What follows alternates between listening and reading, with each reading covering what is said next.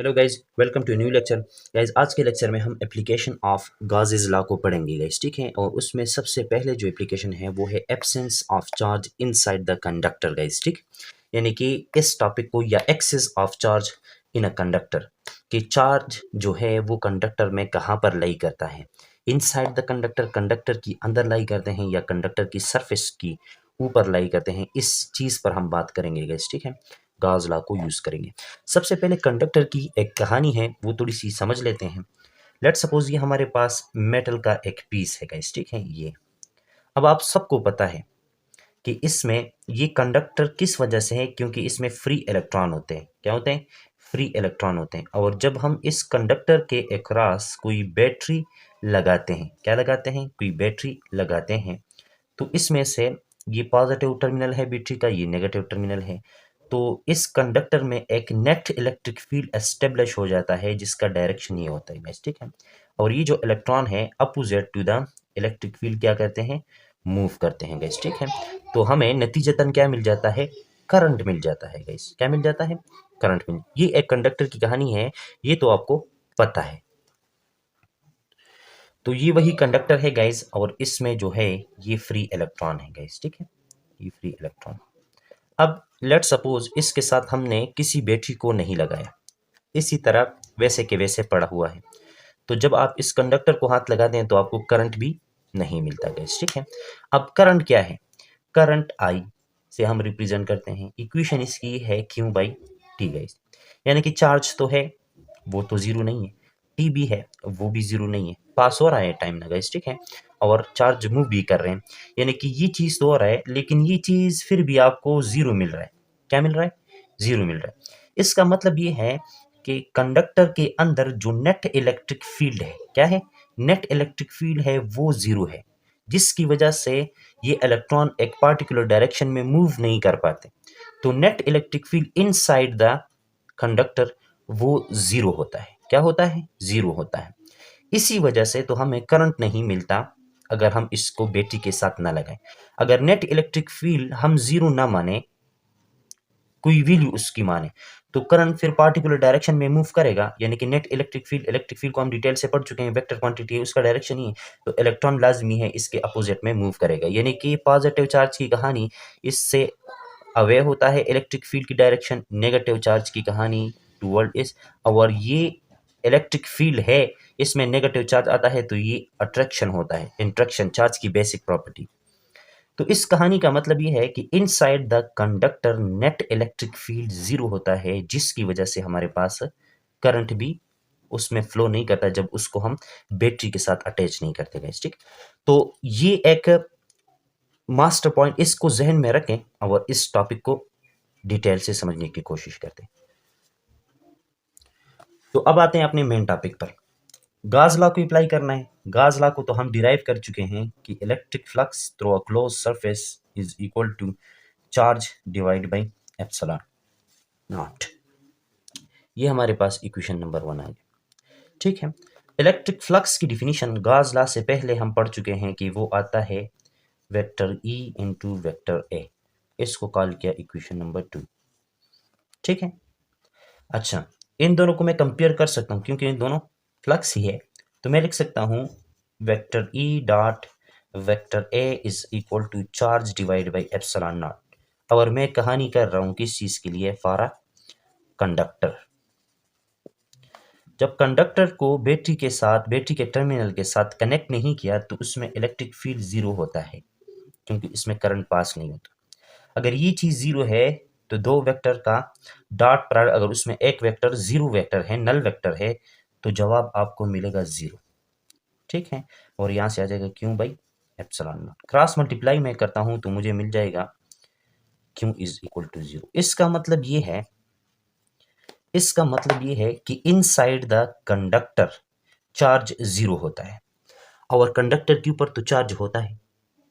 पता चल गया कि कंडक्टर के ऊपर चार्ज होता है, लेकिन इनसाइड द कंडक्टर वो नहीं होता। अगर inside the conductor charge zero है तो इसका मतलब ये है कि वो charge at the surface of the conductor है, ठीक है। क्या है? Eight the surface of the conductor. Guys, पता चल रहा है ना कि इनसाइड इलेक्ट्रिक फील्ड जीरो है। कौन सजेस्ट करता है? हमारे एक्सपेरिमेंट सजेस्ट करते हैं। ये हमारे पास एक मेटल पड़ा हुआ है, इसको मैं हाथ लगाता हूँ, इसमें से करंट मुझे महसूस नहीं हो रहा। टेस्ट आप लगाएं, किसी भी गैल्वेनोमीटर लगाएं, एमीटर लगाएं, इसमें से आपको करंट नहीं मिलेगा। उसकी वजह ये है कि इसके अंदर net electric field in the absence of battery, net electric field zero है, तो उसकी वजह से करंट भी जीरो है। अच्छा, लेकिन इसका मतलब ये नहीं है कि इसमें चार्जेस नहीं है, ये आप मेटल कंसीडर करेंगे, ठीक है। अच्छा, चार्जेस इसमें हैं। अगर इसके अंदर इनेट इलेक्ट्रिक फील्ड जीरो है, उसकी वजह से हमें चार्ज जीरो मिलता है इनसाइड द कंडक्टर, तो वो charge inside the conductor zero है। कोई भी चार्ज इनसाइड द कंडक्टर नहीं है, तो वो चार्ज आखिर है कहां पर? तो वो at the surface of the conductor है गाइस, ठीक है। इस टॉपिक का ये मतलब है। इस टॉपिक को आपको बुक में यूं बताया गया है, ये आपके पास एक स्फेरिकल कंडक्टर है गाइस, ठीक है। और यहां से हम क्या करते हैं, इलेक्ट्रॉन को निकालते हैं, तो इसके ऊपर पॉजिटिव चार्ज आएगा ना। जिस चीज़ से इलेक्ट्रॉन निकलते हैं उसमें प्रोटॉन की कंसंट्रेशन बढ़ जाती है, प्रोटॉन की तादाद बढ़ जाती है, उस पर पॉजिटिव चार्ज आता है। तो वो positive charge inside the conductor नहीं होता, वो at the surface of the conductor आ जाते हैं गाइस, ठीक है। यानी कि excess of charge on a conductor lie on the surface of the conductor rather than inside the conductor. इस क्योंकि इसके अंदर इलेक्ट्रिक फील्ड जीरो होगा, विच इज सजेस्टेड बाई और एक्सपेरिमेंट और ऑब्जर्वेशन, ठीक है। तो इससे इनसाइड द कंडक्टर चार्ज भी जीरो हो जाएगा, और चार्ज अगर इनसाइड द कंडक्टर जीरो है तो वो चार्ज आके सरफेस पे जमा हो जाएगा गाइस, ठीक है। यानी कि कंडक्टर के ऊपर जो चार्ज होते हैं वो उसके सरफेस के ऊपर होते हैं, ना कि उसके अंदर होते हैं। तो जो नेक्स्ट एप्लीकेशन है गाज लॉ का, वो है electric field intensity due to spherical charge body. यानी कि हमारे पास एक स्फीयर है, ठीक है, बॉल है, और वो मेटल का है, उसके ऊपर चार्जेस हैं। क्या है? चार्जेस हैं। इन चार्जेस की वजह से स्पेस में इलेक्ट्रिक फील्ड होगा, और किसी पॉइंट पी पर हम क्या मालूम करना चाहते हैं, इन चार्ज की डिस्ट्रीब्यूशन से इस पॉइंट पी पर हम इलेक्ट्रिक फील्ड को मालूम करना चाहते हैं। तो इसको कैसे मालूम करेंगे? इसके मालूम करने के लिए हम गाज लॉ को अप्लाई करते हैं, तो इसलिए इस टॉपिक का नाम पड़ गया electric field intensity due to spherical charge body at any point of the space guys, ठीक है। तो सबसे पहले गाज लॉ को लिखेंगे। गाज लॉ क्या कहता है कि electric flux is equal to total charge inside the closed surface divide by epsilon naught. ये आपके पास इक्वेशन नंबर 1 आ गया। हम क्या करेंगे, गाज लॉ को आप जब भी अप्लाई करते हैं, ठीक है, तो आप एक क्लोज गॉसियन सरफेस को कंसीडर करेंगे। हम इस तरह का एक क्लोज स्फीयर कंसीडर करेंगे। यानी कि हम क्या करेंगे, एक छोटा सा बॉल है, स्फीयर है, मेटल है, ठीक है, उसके ऊपर चार्जेस हैं, और हम इस पॉइंट पर, ये आपके पास बात, इस पॉइंट पर हम इलेक्ट्रिक फील्ड इंटेंसिटी को, तो हम इस पॉइंट को लेकर एक बड़ा सा बाल कंसीडर करेंगे गाइस, ठीक है। क्या कंसीडर करेंगे? एक बड़ा सा बाल कंसीडर करेंगे। वो उस बाल के अंदर ये छोटा बाल आ जाएगा जिसके ऊपर चार्जेस हैं। ऐसा ही हमने इधर भी किया हुआ है गाइस, ठीक है। अब यहाँ से यहाँ तक का जो डिस्टेंस है, यानी कि इन चार्जेस के सरफेस से, इस स्फीयर के सरफेस से यहाँ इस पॉइंट तक का जो डिस्टेंस है वो आर है गाइस। क्या है? आर है। अच्छा, इलेक्ट्रिक फ्लक्स का जो मेन डिफिनीशन है, बेसिक डिफिनीशन है, वो क्या है? ई डॉट ए है गाइस, ठीक है। अच्छा, अगर मैं यहाँ से डॉट प्रोडक्ट को हटाऊं, तो हम डिटेल से पढ़ चुके हैं कि हमारे पास आता है E into summation of small area. गाज लॉ के टॉपिक को, जब गाज लॉ को हम डिराइव कर रहे थे, तो हमारे पास i goes from 1 up to n i, ये मैं लिख सकता हूँ, ठीक है। फ्लक्स की बेसिक डिफिनीशन है। ये मेरे पास आ गया इक्वेशन नंबर 2। दोनों इक्वेशंस को मैं कंपेयर कर लेता हूँ। कर लूँ कंपेयर, तो हमारे पास आ जाएगा E summation of small areas i goes from 1 up to n is equal to, यानी कि इस चीज़ की जगह ये आ गया और ये चीज़ अपनी जगह पर आ गया गाइस, ठीक है। अच्छा, मुझे क्या मालूम करना है? इलेक्ट्रिक फील्ड, यानी कि ई को मालूम करना है, ठीक है।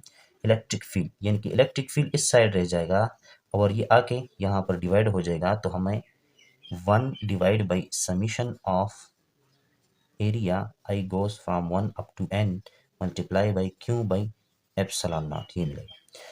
मैं अगर इस स्फीयर के एरिया को स्मॉल इंटरवल्स में डिवाइड करूं, ठीक है, स्मॉल एरिया में डिवाइड करूं, छोटे A1 A2 A3 A4 A5 A6 up to AN, ठीक है, और सबको मैं जमा करूं तो मुझे इस स्फीयर का क्या मिलेगा, एरिया। ये जो बड़ा वाला इमेजिनरी हमने कंसीडर किया है जिसको हम गॉसियन सरफेस कहते हैं इस इलेक्ट्रोस्टैटिक के टर्मिनोलॉजी में, अगर मैं उस एरियाज को जमा करूं तो मुझे इस स्फीयर का टोटल एरिया मिल जाएगा, ठीक है। और स्फीयर का टोटल एरिया, सरफेस एरिया कितने के बराबर होता है, ये वन अपनी जगह पर, वो बराबर होता है 4πr², यानी कि इसका रेडियस कितना है, यानी कि आपने ये पॉइंट कितने डिस्टेंस पे लिया हुआ है, is equal to Q divide by epsilon naught. ये वो फार्मूला है, ठीक है। यानी कि एक्स स्फेरिकल चार्ज बॉडी है और उससे आप किसी डिस्टेंस आर के ऊपर इलेक्ट्रिक फील्ड इंटेंसिटी को मालूम करना चाहते हैं और उस स्फीयर के ऊपर चार्ज क्यों है, तो आप ये वाला फार्मूला जस्ट अप्लाई करेंगे गाइस, ठीक है। यानी कि 1 divide by 4 pi epsilon naught तो कांस्टेंट है, वो डिस्टेंस आप उठाएंगे, चार्ज के बारे में कितना इन्फॉर्मेशन गिवन है उस चार्ज को यहाँ पर पुट करेंगे, ठीक है। तो ये हमारे पास इक्वेशन आ गई। अच्छा, एक और बात, इस इक्वेशन को थोड़ा सा मजीद यूज करते हैं, ये हमारे पास इक्वेशन नंबर 2 आ गया। अब देखें, चार्ज डेंसिटी की एक डिफिनीशन है, वो है charge density is equal to charge divide by, अगर मैं एरिया की बात करूं, वॉल्यूम की बात ना करूं, जस्ट चार्ज सरफेस एरिया के ऊपर होता है ना, तो एरिया की बात करते हैं। इसको मैं इसके साथ अगर मल्टीप्लाई करूं तो मुझे मिल जाएगा charge density into area is equal to Q. यानी कि क्योंकि ये इक्वेशन नंबर 3 से ये वैल्यू मैं उठाऊं और इस इक्वेशन में पुट करूं तो हमें मिल जाएगा electric field intensity due to a spherical charge body at any point is equal to, हमारे पास क्या आ जाएगा, 1 डिवाइड बाई 4 पाई r², जो क्या है, एरिया ऑफ द स्फीयर है, इस multiply by Q by epsilon not. Q हमारे पास क्या आ जाएगा, charge density into A divide by epsilon naught.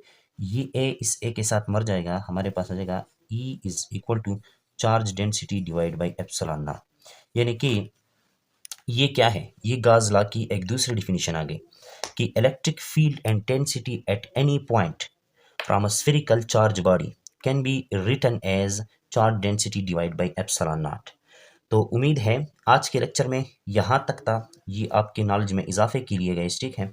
तो इन दो एप्लीकेशन यानी कि absence of charge inside the conductor and charge electric field intensity due to a spherical charge body, तो ये दो टॉपिक आज के लिए काफ़ी हैं। मिलते हैं नेक्स्ट लेक्चर में, तब तक के लिए अपना ख्याल रखिएगा। अल्लाह हाफिज़।